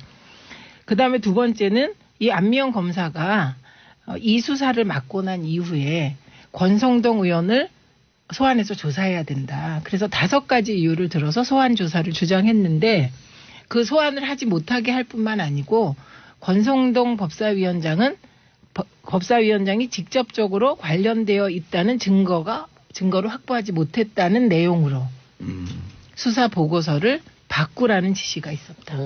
이건 정말 핵심 중에 핵심 내용들을 뒤바꾸라고 한 거죠. 그래서 이게 파문을 일으키고 있는데 일단 권성동 위원장 측에서는 안미영 검사를 고발한 상태입니다. 명예훼손. 네, 허위에 의한 명예훼손으로. 그러면은 근데 안미연 검사가 네. 왜 이런 거짓을 얘기해? 만약 권성동 그 의원의 입장이 맞다고 한다면 왜 이렇게 느닷없이 그것도 공중파 방송에 나와서 주진우와 인터뷰를 하면서 왜 이렇게 거짓을 얘기해죠? 그 안미영 검사는 젊은 여검사입니다. 예. 그리고 이제 내부 검사 통신망에 올린 글에서도 그때 당시에 메모를 올렸었잖아요. 예, 이런 주장을 합니다. 내가 아무리 생각해도 증거물은 내 빼지 못하겠다. 그걸 빼려는 분들이 빼라. 예, 이런 거기 때문에 안미영 검사가 개인적인 다른 동기가 있는 것 같지는 않고 초기에는 뭐 일부 수사 보고서를 바꿔주기도 합니다. 윗선의 요청에 따라. 근데 해도 너무한다. 이렇게 된 것으로 보입니다. 야, 근데 이 와중을 보면서 이 작가님. 예. 그 카톡하지 마시고. 네, 정보 찾고 있어요. 예. 그런 거짓말 하다가 못 갑니다. 아니 그런데 예. 이쯤 되면 지금 이게 안명 검사가 폭로해서 이렇게 알려졌는데 뭐 요건 강도가 좀 지나치다고 하지만 이쯤 되면 검찰 내부에서 윗선에서 지시 내려갖고 수사 방향을 바꾸고 증거를 슬쩍슬쩍 바꾸고 이게 일상화돼 있다는 거 아니에요? 그렇습니다. 그래서 지금 우리 제가 왜 물어보는지 예. 모르시죠? 예. 외모는 검사 닮았어요. 아, 그래요? 네. 아니 영리하게 생겼다는 뜻. 그럼요. 아니 날카롭잖아요. 지금 뭐 서검사 사건도 있고 안검사 사건도 있고 그래서 이런저런 서검사 사건이라고 이유로 하지 말기로 했어요. 그래요? 안태근 성추행 사건. 안태근 성추행 사건 어쨌든 그래서 공수처 문제가 다시 한번 거론되는 거거든요. 검찰 자정 정리가 맡기니까 안 되더라. 계속 이런 거 터지지 않느냐. 그리고 최민희 의원도 아까 앞에서 얘기했지만 이 안면 검사가 아까 조직 얘기도 했잖아요. 이게 조직을 보호하지 않는 거거든. 이거는 검찰 내부에서 있을 수 없는 일입니다. 검사 동일체 원칙이 아직 버젓이 살아있는 곳이 검찰 조직이에요. 그런데 자기가 거짓말까지 해가면서 왜 저격합니까? 말도 안 되는 겁니다. 이거는. 그러니까 검찰 60년 70년 산 처음 있는 일이거든요. 이거는. 그렇기 때문에 아무런 안 검사 거짓말 할 이유가 없고 그렇다면 검찰 내에서 정말 완전히 새롭게 태어난다는 그런 미명하에 조사를 철저하게 해야 됩니다. 이게 만약 철저하게 조사가 안 된다면 우리 국민들 여론은 그럼 공수처 만들자. 이렇게밖에 갈 수 없는 것이고 지금 각 재정당들이 다 찬성하는데 자유한국당만 반대하고 있거든요. 네. 자유한국당도 반대할 명분이 없어지는 거예요. 지금 진짜 말 잘하셨어요. 네. 그러니까 당연히 권성동 법사위원장이 이 유사일의 최대 규모라는 이 채용 비리 우리가 얘기했잖아요. 6.25, 5.18 네. 625명이 지원했는데 네. 518명이 90%, 채용돼 90%. 예, 90%가 넘어서 이게 거의 100%에 가깝다. 이런 이 얘기가 역사적 그 있었잖아요. 숫자하고도 비슷하네요. 그렇죠. 그래서 그렇게 됐는데 그러니까 당연히 이게 자유당을 제외한 다른 정당들이 법사위원장 물러나라고 하겠죠. 네. 왜냐하면 애초에 채용 비리 과정에서는 물러나라고 하는 얘기가 크지 않았어요. 그런데 사실 확인이 돼야 되니까 그 그러니까 와중에. 춘천지검장 뭐 이런 그런 아주 고위 검사들의 그 수사 외압이 있었다고 하니 법사위원회가 검찰이 그 대상이에요. 국감 대상. 피감기관이죠. 네, 피감이니까 검찰이. 당연히 법사위원장 물러나라 이런 요구가 나오겠죠. 그래서 그런 요구를 했습니다. 그랬더니 자유한국당이 지금 법사위를 파행시켰어요. 법사위가 파행됐다는 의미는 국회가 안 돌아가는 거죠. 법안이 한 건도 통과되지 못한다. 예. 네, 아니 그런 이야기. 김성태 원내대표가 국회 보이콧까지 이야기했잖아요. 네, 근데 국회 보이콧은 아직 안 했죠. 아직 안 하고. 근데 예. 저는 아까 그 홍준표 대표 이야기하면서 이것도 그 같은 맥락인데요. 홍준표 대표, 김성태 원내대표 다 강경파들이거든요. 다 강경파들인데 계속 이런 식으로 했을 때 과연 자유한국당이 얻는 게 무엇일까? 여기 전직 민주당 오히려 국회의원 보수당은 보수 쪽으로 집결이 된다. 전직 민주당 국회의원 두 분 계시지만 속으로 현직. 아주 좋아할 거예요. 예. 우리 해병대 한번 국회의원은 영원한 국회의원. 그런데 제가 이 과정을 이번에 살펴보니까 네. 우리가 이 채용 비리가 폭로되게 된 계기가 뭘까에 대한 여러 가지 얘기가 있었잖아요. 뭐 이런 알력설, 저런 알력설, 그런 알력설 아하. 있었는데 이게 최초 동기가 된 거는 이게 518명이 뽑혔잖아요. 예. 여기에 다 비정규직이에요? 비정규직으로. 오. 예, 일부 정규직이 있었겠지만 대다수 비정규직으로. 대다수가 계약직이었죠. 그렇죠. 그리고 계약직으로 뽑혔는데 일정 시간이 지나면 정규직화해야 되잖아요. 그렇죠. 2년 지나면. 예, 근데 정규직화하는 시점에서는 이제 금수저끼리의 경쟁이 시작된 겁니다. 아, 근데 금수저인데 하나는 진짜 금수저고 하나는 메끼였어 어떤 거야? 예, 그런데 금메끼. 예, 그랬는데 거기 또 핵심이 뭐냐? 금수저 중에도 열심히 일한 금수저가 예. 최초로 정규직이 돼야 되잖아요. 예. 제일 일을 안 하고 게으르고 근무평 정도 낮았던 금수저가 제일 먼저 정규직화 됐다는 거죠. 24K는 정규직, 18K는 비정규직. 뭐 그렇게 되니까 지금 금메끼는 아예 떨어지고. 네, 그러니까 그런 금맥기 뭘 그거 같이 해요. 이게 뇌 착시 현상이야. 아니 근데 저는 뇌 맥기라는 말 동조화 처음 들었어요. 현상. 메끼요? 처음 네, 들었어요. 세대 달라요. 세대 달라요. 아니 이게 금 입힌 거예요. 그럼 네. 뭐라 그래 그 세대는? 이게 무슨 도금 금박? 도금이라고. 도금 금을 훔치는 거죠. 아니 그래서 최초로 이게 문제된 그 제보가 자기들끼리 예, 정규직화 되지 못한 비정규직. 물론 그분도 채용 비리에 의해서 들어간 예. 자, 분들에 의해서 원인은 그렇게 됐다고 됐는데 합니다. 그렇게 하고 이제 폭로가 됐는데 이게 우리가 일반의 상식 수준에서 봐야 돼요. 아니 지금 넷이다. 안면이 도대체 맞아요, 맞아요. 거짓말을 할 이유가 없어요. 없는 게 그러면 없잖아, 없는 권성동과 안면 사이에서 안면 의문의 1승 네. 진심 진실. 네. 그럼 권성동 이분은 사실은 거짓이라는 얘기거든요. 근데 어떻게 이렇게 뻔뻔하게 나 명예를 훼손했다면서 고발할 수 있냐는 거예요. 일반의 상식에서 이해가 돼요? 예, 제가 요 대목에서 잠깐 권성동 위원장이 왜 구체적으로 지목을 받게 되었는지 예. 내용을 말씀드릴게요. 아주 재밌어요. 내용을 꼭 얘기해 주세요. 네, 왜냐하면 이게 전체적으로 이 518명이 채용되는 이 과정도 문제였습니다. 왜냐하면 애초 수급 계획에 따르면 427명을 채용하기로 했던 거예요. 아유, 채용 인원도 또 늘린 거예요? 그런데 근데 왜 너무- 늘렸냐? 너무 너무 청탁이 그래서 많이 많으니까 안 왔어. 늘릴 수가 없었던 겁니다. 그런데요, 이건 한꺼번에 뽑을 때 신입사원 채용 과정 얘기고 갑자기 강원랜드가요. 갑자기 경력직 직원을 뽑습니다. 갑자기 이유 없이. 요때 뽑힌 사람이 누구냐? 권성동 의원실의 5급 비서관이었던 김모 씨라는 아. 그 사람을 뽑으려고 규정을 바꿨구나. 네, 그런데 이게 지난해 8월에 감사원에서 요 관련된 감사 보고가 있었거든요. 있었어요. 근데 그 내용에 뭐가 있냐면 최용집 전 사장이 아예 권성동 의원실의 5급 비서관이었던 김영령이 경력직 채용 모집에 지원하니 김영령이 합격될 수 있는 모든 조치를 취하라. 김영령이 영령이 이름이에요? 땡땡. 땡땡.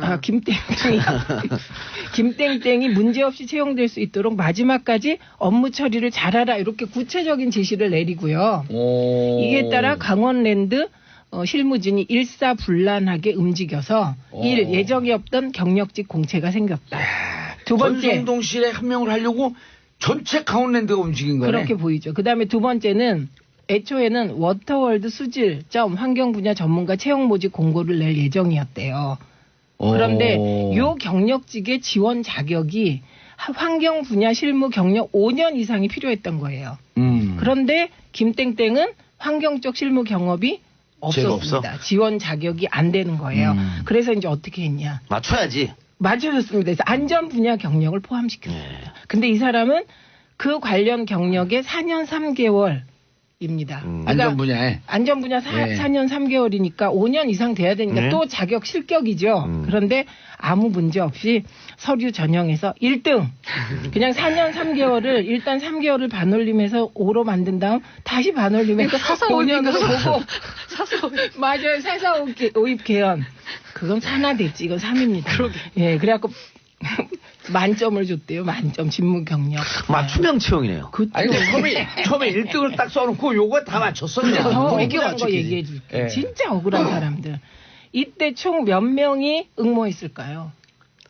경력직으로. 네, 이때 경력직 채용한다니까 기대를 품고 네. 33명이 지원을 했습니다. 들러리 섰네요, 들러리. 예, 그런데 김씨만 33명도 또- 뽑혔어요. 33명도 또 독립선언문 숫자 아니에요. 가슴이 아파요. 어머, 왜 이래? 이거 5.18 6.25에 독립선언. 33. 그래서요, 이 감사원 특정 감사, 이게 특정해서 감사했거든요. 그때 문제가 너무 예. 많았어요. 그래서 감사원 특정 감사는 최용집 전 사장이 권성동 비서관이었던 김땡땡의 부탁을 받고 이게 중요한데요. 강원랜드 특별법 기한 연장과 카지노 확충에 도움을 주었다는 이유 등으로 김땡땡을 뽑기로 했다고 최용집이 주장합니다. 그 권성동 의원실에 있으면서 그걸 도와준 거네. 네. 그리고 그 경력으로 채용이 됐고. 예. 그러니까 지금 얘기하는 강원랜드 또 금융권 지금 네. 공기업 금융권 젊은 친구들이 가장 가고 싶어하는 곳이거든요. 1순위에 1순위. 강원도에서는 강원랜드 가면요 집에서 잔치예요 잔치. 그런데 이 두 군데 다가 채용비가 넘쳐났다고 하니까 우리 젊은 친구들 어디로 가야 됩니까? 그러니까 20대 30대 이 그 박탈감 그렇지. 이거 갖고 뭐라고 그러지 말아야 돼요. 헬조선이라고 말한다고 예. 그거 나무랄 게 아니에요. 현실이 이런데. 아니 지금. 기성세대가 이렇게 만들어 놓고. 근데 저는요 이번에 아이스하키 남북 단일팀 가지고 예. 그 야당들 특히 자유한국당과 일부 보수 언론이 총 공세하는 이유는 이것과는 이런 완전히 것- 틀려요. 아니 이런 것들을 덮기 위한 거라고 생각합니다. 맞아요. 마치 20대가 반발하는 게 이런 것 때문에 그런데 물론 아이스하키에 대해서도 이건 뭔가 세치게 들어온 것 같은 심정이 있어. 근데 있지만- 두 개는 결이 완전히 틀린 거거든요. 네, 그래서 이렇게 이거저거 다 같은 물타기 수법으로 맞아요. 예. 20, 30대와 문재인 정부를 분리하기 위한 임복희님 하루하루 힘들게 살고 있는 국민들이 많다는 걸 알았으면 좋겠어요. 귀에 걸면 귀걸이, 코에 걸면 코걸이 마음대로 할 수 있는 힘이 부럽네요. 이런 사람들 감옥 보내 이제 부러워하지 마세요. 다 감옥 보낼 테니까. 윤영희님 공수처 꼭 필요하다고 생각합니다. 자 마지막으로 간단하게 네. 고랑 기자님. 이거 간단한 문제가 아닌데 간단한 문제가 간단하게 아닌데, 하라고 예. 그랬어요. 뭐 또 있어요? 일단 이거 첫 방송 번째로 기네. 네. 아, 이게 그 어제 공정위가 네. 그 허위 과장 광고를 한 SK 케미칼 애경에 대해서 총 한 1억 3천만 원 정도 과징금을 내렸거든요. 근데 이걸 이제 일단 첫 번째 이 사건을 보면 가습기 살균제가 문제가 됐잖아요. 그래서 지금 신생아들이 죽어나가고 있어요. 그래서 이게 도대체 무슨 원인인가 고민하고 있다가 결국 사망자 밝혀진 게 1,300명이 넘는다는 거 아니에요? 이게 근데 밝혀진 게 2011년 그 8월에 복지부가 그래서 임산부 연쇄사망 가습기 살균제가 원인이다라고 발표를 했어요. 이게 복지부가. 그러니까 이걸 보고서 피해자가 공정위에다가 아니 처음에 이 제품을 할 때 살림력 효과 및 아로마 세라피 효과가 있다라는 이런 허위 과장 광고를 했거든요. 그래서 이걸 공정위에 신고를 했어요. 이 복지부 발표 난 다음에 2011년 10월에.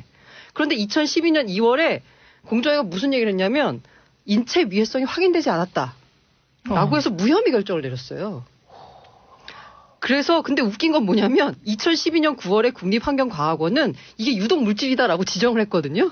정부가 왜 그래요? 그러니까요. 그러니까 2014년 8월에는 이제 가습기 살균제 피해자 가족이 제조업체 15곳을 살인 혐의로 고소를 했고요. 아까 말씀드린 그 피해자가 2016년 4월에 다시 증거를 보강을 해서 또 공정위에다 얘기했어요. 이게 박근혜 정부 때였죠. 네, 박근혜. 얘기했어요. 그랬더니 공정위가 이게 원래 같은 사건이면 재조사를 해야 되거든요. 예. 근데 재조사를 한다는 얘기는 자신들이 과거에 무혐의 결정을 내렸던 걸 뒤집어야 되거든요. 그러니까 이거를 새로 사건을 배당을 한 거예요. 배당을 하고 나서 2016년 8월에 무슨 일이 생기냐면 그거를 판결할 공정위가 행정처분을 내릴 수 있는 기한이 만료됐다는 거예요. 예. 그러다가 이번에 한 거거든요. 다시 고발한 거죠. 근데 어쨌든 지금 보면 과징금이 얼마 되지 않는데 그래서 아까 최민희 의원이 얘기했던 그렇지. 예. 징벌적 손해배상 제도를 도입해야 된다. 알겠습니다. 지금 1,300명이 네. 사망했는데 1억 3,400만 원이거든요. 이게 근데 사실 뭐냐면 이러면은 네. 한 명 죽은 데 대해서 과징금이 10만 원밖에 안 돼요. 근데 이 과징금 액수가 표시광고법상 허용되는 최대 부과율을 적용한 건 맞습니다. 알겠습니다. 이거 다음 시간에 다시 한번. 네. 예, 알겠습니다. 세 분 인사하시고요. 네, 감사합니다. 저는 광고 듣고 4부 여의도 미신타파로 돌아옵니다. 채널 고정하소서.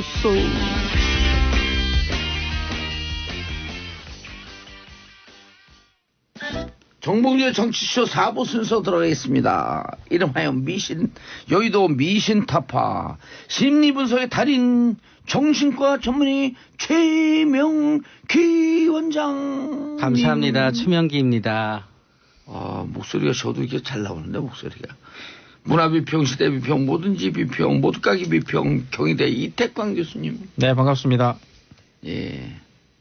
근데 영혼 없이 반갑다 그래요? 그 반가워 보이지 않는데 별로. 막 이렇게 생각을 하셔서 그래요. 지금 어떻게 하면 방송을 잘 하고 고민하고 계시거든요. 그 심리 분석이 됐어요? 네. 말 듣자마자 바로 딱 분석을 하시네. 둘이 서로 밖에서 짜고 들어온 것 같은데 우리 서로 띄워주자. 안 그러면 다 죽는다 이게. 자, 인면조 인기 패러디 속출 인면조가 극혐으로 나오지 않았었나요? 그렇죠. 사람들이 꿈에 나올까봐 무서워 막 그런 글들이 달렸던데. 네, 사실 공식적인 보도와는 상당히 좀 온도차가 있지만 올해 이 평창 올림픽의 주인공은 인면조인 것 같습니다. 특히 2030 세대들 사이였어요. 인면조부터 설명을 좀 해주세요. 난 사진을 봤는데 네. 난 잘 모르겠던데 이 논쟁이. 저도 인면조 그래가지고 뭐지 이렇게 생각을 했는데 말 그대로 그냥 사람의 얼굴을 한 새입니다. 사람의 얼굴을 한 새고요. 그래서 이제 새인데 이 사람의 얼굴을 하고 있는 거예요. 사실 이게는 이제 인면어 이런 것도 있어요. 그러니까 네. 물고기인데 이제 사람의 얼굴을 하고 있는 이런 대부분 길조로 여겨지는 그러니까 이제 상스러운 그런 성스러운. 이 상스럽다는 이야기는 이제 그 굉장히 좋다는 이야기입니다. 상스러운 어떤 그런 동물로 행운을 가져다 주는 그런 동물로 이렇게 알려져 있는데 사실 산해경이라는 중국의 기서가 있어요. 고대. 이 많은 분들이 이제 인면조를 뭐 유교하고 연관이 있고 도교다 뭐 이렇게 이제 뭐 설명을 하시는데 사실은 이제 산해경이 나오고요. 이미 유교 도교 나오기 전부터 있었고 또 불교에도 보면 가르빈가라는 또 인면조가 있어요. 맞아요. 이거는 이제 머리가 이제 2개. 아, 그죠? 만화에도 나와요. 사실. 모양이 좀 다르죠. 네. 그리고 또 일본 애니메이션에 보면 인면조가 많이 등장합니다. 대표적인 게 저기 하울의 성 보면은 그죠? 거기 보면 하울이 인면조잖아요. 그리고 그게 부엉이가 할머니 머리하고 달라다니고 뭐 이런 거 우리가 많이 접했는데 이게 이제 애니메이션이 아니고 실물로 나오니까 좀 괴기스러웠던 것 같아요. 아, 그래서 이제 굉장히 많은 이제 극혐의 대상이 되고 조롱의 대상이 됐죠. 맞더라고. 꿈에 나타날까봐 무섭다 막 그런 글들이 있는데 난 잘 모르겠어요. 사진을 봐서 그런지. 저는 좀 귀여웠어요, 근데. 그러니까 일단 그 인간이 아닌 다른 동물에 네. 인간이 얼굴이 붙어 있는 걸 보면 이제 부조화스럽기 때문에 예. 우리가 일단 굉장히 그거를 귀엽게 포장하지 않으면은 조금은 거부감을 가지게 돼요. 예를 들어서 영화 같은 데도 가끔 공포 영화 같은 데 보면은 강아지한테 사람 얼굴을 달아놓고 그런 장면이 나오거든요. 그럼 이제 섬찟하게 되지요. 그런데 어떤 의미에서는 이런 부분도 있었던 것 같아요. 여태까지 기존에 어떤 올림픽과 가까이 있는 캐릭터를 보게 되면은 굉장히 항상 의도적으로 평화에 근접하기 위해서 굉장히 귀엽게 만드는 경향이 있어요. 귀엽고 아름답고 예쁘고 그렇기 때문에 이 인면조는 어떤 의미에서 거기에 있어서 조금은 심각한 뜻이 돼서 이렇게 밸런스를 맞춘다는 점에 있어서는 좋은 부분도 있고요.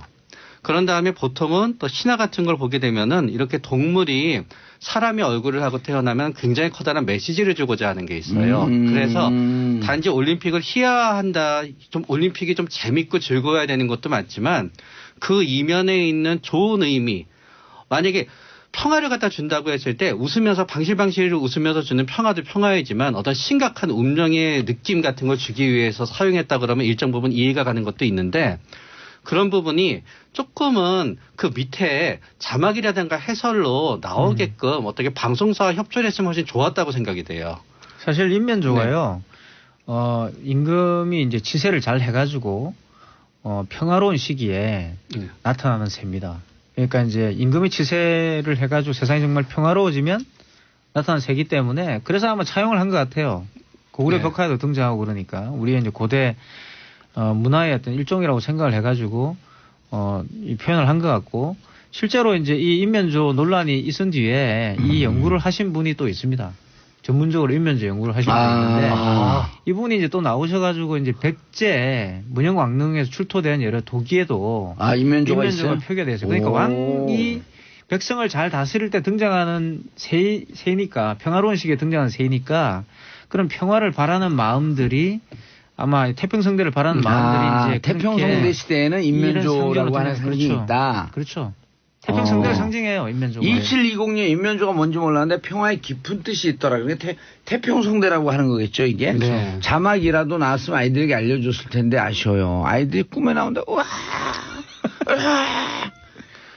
그런데 꿈에는 의도한다고 나오는 게 아니고요. 아니, 본 게 머리에 깊게 잔영이 남아있어 꿈에 나타나잖아요. 그렇긴 하지만 그 꿈의 묘미는 뭔가 하면은 내가 좋은 꿈 꾸고 싶다고 해서 좋은 꿈 꾸는 것도 아니고요. 아니 제가요. 네. 우리가 월요일부터 금요일까지 프로가 있잖아요. 네. 어느 건 프로에 나오는 그 꿈에 나오는 프로가 있고 안 나오는 프로가 있어요. 그러니까 강하게 각인된 게 꿈에 나오고 그렇지 않은 건 안 나오더라고. 여기 여의도 미신타파 나올까요? 안 나올까요? 꿈에요? 예. 네. 물어보신 걸 보면은 안 나오기 때문에 저한테 물어보신 것 같아요. 나오지 않을까요? 꿈에 나오잖아. 노 코멘트. 나가도 이상하게 나오는가 보다. 그래서 일단 임면조가 좀 우리한테 무서움을 주긴 했지만 예. 그게 꿈에 나와서 꼭 그 우리 아이한테 악몽을 만들 거라고 미리 걱정하실 부분까지는 없다라고 말씀드리고자 합니다. 전문가의 견지에서. 아니 설령 그렇게 걱정하시겠어요. 그러니까 저는 그런 것보다도 인면조를 보면서 느낀 게 이제 2030 세대가 왜 인면조에 거부감을 느끼느냐. 그리고 이제 말씀드렸지만 인면조는 사실 유교하고 관계없는데 많은 분들이 이제 인면조를 보면서 유교 드래곤이다 예. 이렇게 표현을 하거든요. 뭐 드래곤이라고 막 이야기도 하고 하는데 사실 드래곤처럼 또 생기기도 생겼어요. 근데 이제 그리고 또 커요, 커 이렇게 다니더라고요. 저는 왜 이렇게.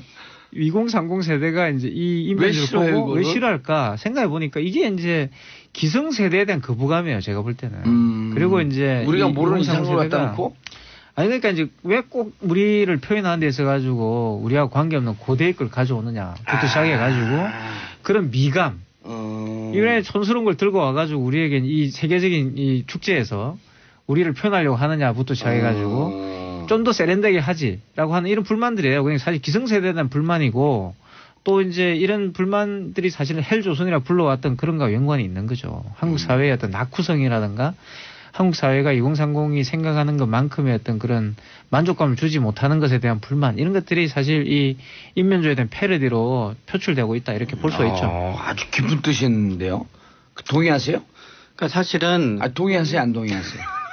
일정 부분 동의하고요. 네, 이정 부분 안 동의하고. 네. 동의하지 않으십니까? 동의하는 부분이 있게 됩니다. 왜냐하게 되면 결국 네? 말을 더듬고 계세요 지금.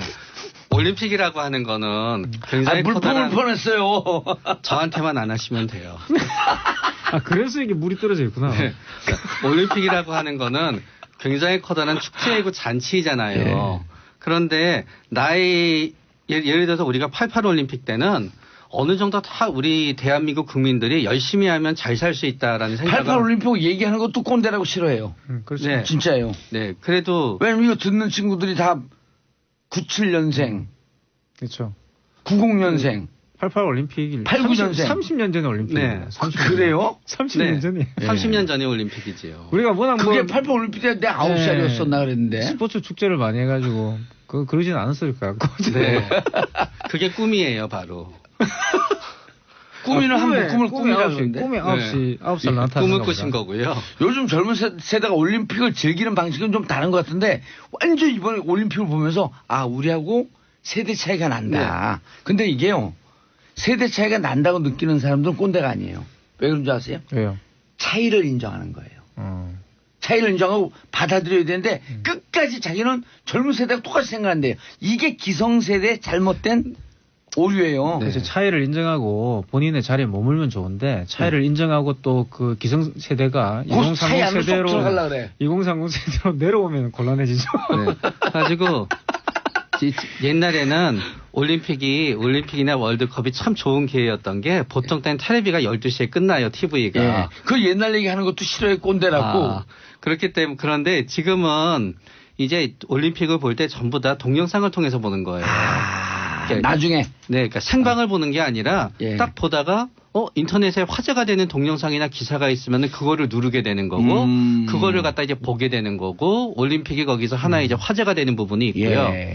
그런 다음에 그동안은 쭉 동계올림픽이라든가 이런 부분은 우리 국민한테 재미가 있었던 거는 우리가 여태까지 맨날 못하던 거를 갖다 잘하게 되는 재미가 있었어요. 아하. 그러니까 최초로 사실은 동계올림픽은 대한민국 국민들한테는 관심의 영역이 아니었는데 쇼트랙에서 금메달을 따기 시작하니까 쇼트랙이 아닌 것도 다 보게 된 거예요, 이제. 원래 우리 체질적으로 이 육체의 조건이 쇼트랙에 다 적화되어 있는 체질 아니에요? 네. 맞죠. 근데 그거를 구수는 사람은 김연아죠. 네. 김연아 그러다가 선수가 가장 크죠. 이제 그렇죠. 스피드 스케이팅에서 그러네, 메달을 따니까 더 좋아지는 거고요. 김연아 때문에 제일 좋아졌어요. 그렇죠. 그래가지고 거기까지는 쫙 관심도가 올라갔는데 요번에는 더 이상 뭔가 더 나아갈 수 있는 부분이 제한되어 있는 거예요. 남북 단일팀. 그렇죠. 그러다가 보니까 결국은 이 올림픽이 노벨 평화상. 그렇죠. 올림픽 자체에 있어서 굉장히 재밌고 즐거운 게 있지 않고 오히려 그 굉장히 좋은 뜻이고 좋은 의미를 부여하긴 했지만 그 의미를 부여한 게 올림픽 자체에 대한 경기로서의 흥미에 있어서는 머릿속에서 다툼을 논지를 있게 되게 되면서 오히려 문화만 남았다. 오히려 조금은 올림픽 행사에 대한 관심도를 갖다 줄이게 된 거고요. 그리고 단일팀도 어떤 의미에서는 올림픽이 순수한 대한민국의 올림픽이었을 때는 우리가 대한민국 이겨라가 되는 건데 이게 공동의 의미가 되게 되면서 올림픽의 어떤 애국심에 의해서 올림픽을 갖다 보게 되는 부분이 약간 또 희석하게 되는 거예요. 그래서 제가 볼 땐 딱 두 근데 가지가 고인사님 달라진 얘기 것 좀 같아요. 들어봐야 돼. 지금 2030에서 인면조 완전 핫해서 이모티콘 만들자는 제의도 네, 있어요. 벌써 이모티콘 만들었어요. 네, 이렇게 누군가가 만들어가지고 지금 SNS에서 지금 돌리고 있습니다. 그래서 아마 뭐 조만간 그 뭐 카톡이나 이런 데서 회사에서 아마 인수를 하지 않을까. 그러면 저도 좀 제 전화번호 좀 보내줬으면 좋겠는데. 혹시 봉도사님도 이모티콘만- 인면조의 패러디로 얼굴이 들어가고 싶으신 생각 있으세요? 좀 닮으신 것 같아요. 근데. 누구 저요? 네. 인면조가 좀 닮았죠. 내가 원래 옛날에 날라다녔어요. 그래서 원래 제 별명이 인면조예요. 야, 그건 그러면 괜찮아. 인면조가 이렇게 지금이 날아다니- 본인의 홍보를 위한 좋은 기회세요. 예. 인면조 패러디를 만드세요. 그래요?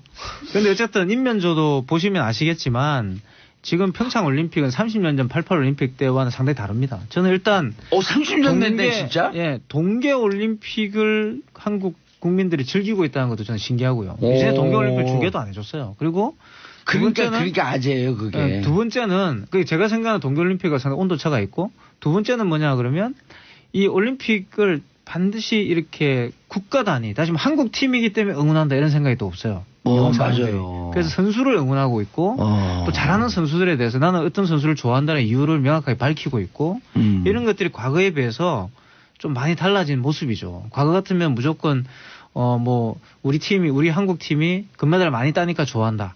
이런 것이 굉장히 강했다면 최근에는 그런 국가주의 영향이 좀 약해지고 내가 이 스포츠를 즐기는 이제 그런 경향이 많이 대두하게 되는데 대표적인 게 최근에 굉장히 놀라운 게 컬링 있죠, 컬링.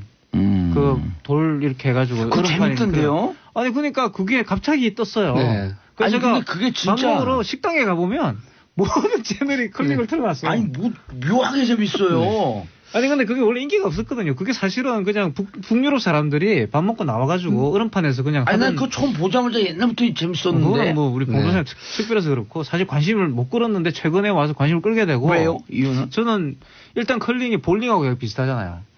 그래서 우리나라가 젊은 층 사이에 볼링 문화가 있고 볼링 문화가 뭐냐면 친구들 이렇게 몰려가가지고 이렇게 하는 문화거든요. 볼링 문화 죽었는데 다시 살아났나 네. 보죠? 볼링 문화 다시 살아났어요. 오. 다시 살아나가지고 물론 과거처럼 이렇게 막 이 엄청난 그런 붐을 일으키고 있지는 않지만 이제 일단 요즘 최근에 술을 많이 안 먹으니까 만나가지고 우리 술 저녁 많이 먹고 먹는데? 아니 요즘 2030은 술을 많이 안 먹습니다. 아. 그래서 간단하게 저녁을 먹고 가서 놀 만한 장소가 사실 볼링이나 예. 보딩 게임이나 보드 게임이라고 요즘 유행이거든요. 모여서 이렇게 노는 맞아, 데. 보딩 게임은 그거 오래됐잖아요. 보드 게임이라든가 이런 것들이 유행이에요. 근데 그거하고 상당히 컬링이 비슷하죠. 한 명이 할 수 있는 게 여러 명이 모여서 할 수 있고 저는 아마 이 평창 올림픽 끝나고 나면 컬링장이 생길 것 같아.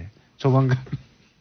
컬링장이? 컬링장 그 생길 것 유지비가 같아. 비쌀 거 아니에요? 아니 뭐 겨울에만 하면 되죠.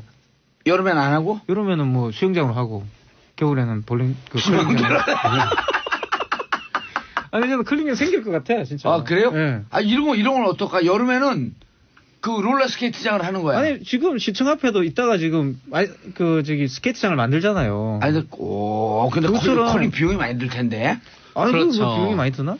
그 꿀은 신발. 신발 독특하더라고. 아니 신발이 그런 약간 거는 미끄러지더라고. 신발 회사에서 만들면 되는 거죠. 시장이 만들어지는 거죠. 그렇게 하면. 오. 돌이야 뭐 우리는 돌 많잖아요. 우리나라. 돌 깎아서 만들면 되는 거고. 그 돌이 제일 비쌀 거예요. 아니 저는 그냥 한국은 얼마든지 만들 수 있다고 봅니다. 그러면 또 우리나라는 못하는 게 없어요. 일단 못하는 게 처음에 있어요. 수입한 다음에 단가 내로 다 일단 돼요. 수입하고 일단 수입하면 똑같이 닦아. 제가 보다 골프보다 훨씬 더 이 가족 스포츠가 될 가능성이 크다. 그리고 재밌어요, 일단. 재밌어요, 일단. 시간대가 정말 좋아요. 하고 그리고 약간 요즘 세대에도 맞는 게 너무 동적이지 않고 네. 정적이고. 이야기도 나눌 수 그러니까 있고. 이제 느림의 미학이 있는 거예요. 맞아요. 왜냐하면 요즘 세대들은 열심히 노력한다 그래서 금세 뭐 재산이 불어난다든가 성공할 수 있는 부분에 있어서는 조금은 마음을 접은 부분이 있잖아요. 근데 컬링을 보고 있으면은 느리지만 저렇게 열심히 노력하고 미세한 부분이 차이를 만들어서 하는 걸 보다가 보면은 뭔가 또 다른 또 재미와 그런 부분을 공감할 수 있는 부분이 있는 것 저는 같아요. 컬링의 가장 큰 요소는 물론 뭐 이제 선수들은 훈련을 많이 하겠지만 특별한 훈련 없이도 누구나 할 수 있는 경기예요. 사실 뭐 돌만 굴릴 수 있으면 되는 거고, 그죠? 그걸 우리 어렸을 때 돌까기 했잖아. 네, 돌까기. 이렇게 던져서 이렇게 맞추는 거기 돌까기의 때문에 유럽형이네 일종의. 특별한 그 트레이닝이 필요 없고, 두 번째는 요행이 있잖아요, 그게. 요행이라는 게.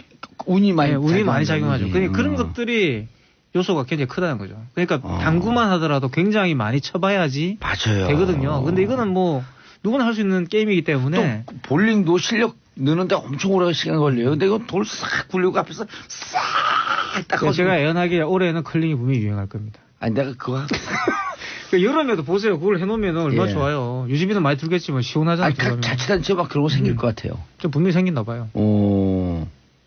안 될 이유가 뭐 있습니까? 컬링도 엄청난 과학이래요. 이거 아니 그렇지만 과학은 많지만 제 아니, 근데 말씀은 하기는 좀 접근하기 예. 쉽다 이거지. 충분히 하죠. 당구도 과학입니다. 그냥 과학이지만 우리가 과학이라고 생각하고 하지는 않잖아요. 그렇죠. 접근성이 높다는 거죠. 맞아요. 지역 장비가 낮아요. 아니 컬링도 엄청난 과학이라 그러면서 이태권 교수님을 까는 사람들은 이거 좀 문제가 있는데 또. 과학은 맞죠. 과학이 아닌 게 어딨나 솔직히 말하면. 근데 어쨌든 4050 세대, 2030 세대 가장 대립된 부분은 아이스하키 남북 단일팀을 보는 시각. 네. 어떻게 보세요? 그 이제 4050에서는 예. 조금은 대를 위해서 우리가 소를 희생한다 그런 얘기 있잖아요. 어떤 그런 부분에서 접근하는 시각들이 조금은 있게 되는 것 같아요. 그러나 이제 2030에서는 어떤 그 커다란 뜻이 있다 하더라도 그래도 뭔가 그동안 열심히 노력했던 거거든요. 제가 옛날에 수구 대표팀 선수를 한번 만났었던 적이 있어요.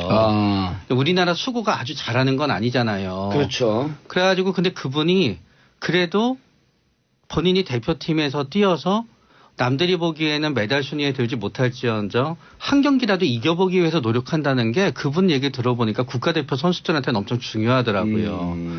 그런데 우리 북한 선수들이 들어오면서 뛰지 못하게 된 우리 대한민국 선수들의 입장에서는 본인들은 진짜 몇 년 동안 그 대표팀에 들어가기 위해서 노력했을 거고요. 그렇죠. 그분들이 메달을 따건 못 따든지 간에 그분들의 부모님들은 주위에 또 다 얘기도 했을 거예요. 드디어 우리 딸이 대표팀에 들어갔다고. 그런데 본인의 기회가 없어지게 되고 결국은 본인의 의지랑 관계없이 사회의 변화와 어떤 정책에 의해서 기회가 박탈당한 걸 느끼게 되면서 거기에 대해서 뭔가 억울함에 대해서 공감하는 부분에 있어서는 2030이 4050보다 훨씬 더 많은 부분을 갖다 공감하지 않나라는 생각을 해보게 돼요. 어떻게 생각하세요? 그래서 이제 2030이 수업을 같이 하잖아요. 남북 단일팀 자체를 반대한다, 통일을 반대한다 이런 건 아닌 것 같고요. 그렇게 또 과도하게 할 수도 필요도 없는 거 아니에요? 그렇게 말씀하시는 정치인들이 있는데 그건 좀 잘못된 해석인 것 같고 왜냐하면 일단 남북 단일팀이나 통일에 대해서 반대하는 게 아닙니다. 2030은 공정한 게임이 되지 못하는 것에 대한 분노인 것이고 또 한 가지는 정치인들이 해결해야 될 문제를 왜 스포츠에 떠넘기느냐라는 생각이 있는 거예요. 그게 결정적이에요. 그래서 정치인들의 어떤 무능력함, 무책임함에 대해서 또 화가 나는 거거든요. 그런 부분이지 일종의. 그게 바로 2030의 생각이에요. 그래서 이제 그런 생각들을 과도하게 뭐 통일을 반대하고 뭐 이렇게 생각하시는데 2030이 분명히 개인주의적으로 바뀐 건 맞지만 그 개인주의적 방식에서 통일과 남북 단일팀을 보고 있다는 거. 그게 약간 다른 거죠. 통일을 반대하는 건 아니잖아요. 통일을 찬성하죠. 근데 이제 남북이 대화하자는 건 반대하는 거 아니잖아요. 그렇죠. 평화나 이런 걸 다 찬성하죠. 근데 문제는 뭐냐면 그런 접근해가는 방식이라든가 정책에 대해서 2030 세대는 불만이 있는 거예요. 그 부분을 잘 만져줘야 되는 거죠. 근데 이제 결국 그런 부분들이 사회 구조적인 어떤 문제, 한국에서 2030 세대의 기회 박탈, 그죠? 그리고 공정성의 어떤 훼손 이런 것들과 관련이 있기 때문에 화를 내는 거죠. 예, 알겠습니다. 자, 오늘 우리가 과거 아주 히트친 영화, 지금 동계올림픽하고도 관계 있는 국가대표라고 하는 영화 기억나시죠? 네. 예, 국가대표 오리지널 사운드 트랙. 버터플라이. 맞죠? 그렇죠. 버터플라이. 버터플라이가 아니라 버터플라이. 러브홀릭의 버터플라이 들으면서 마치겠는데, 이게 뭐예요? 인면주서부터 시작해서 남북 단일팀까지 2030 세대가 올림픽을 바라보는 시선을 오늘 우리가 짚어봤죠. 이거 짚어봤다. 이 얘기를 하는 거죠. 네. 알겠습니다. 두 분 감사합니다. 인사하시고요. 네, 감사합니다. 예, 러브홀릭의 버터플라이 들으면서 마치겠습니다. 저는 내일 10시 5분에 돌아옵니다. 자, 평으로 사랑하는 대한민국 국민 여러분 감사합니다. 땡큐 피스 코리아.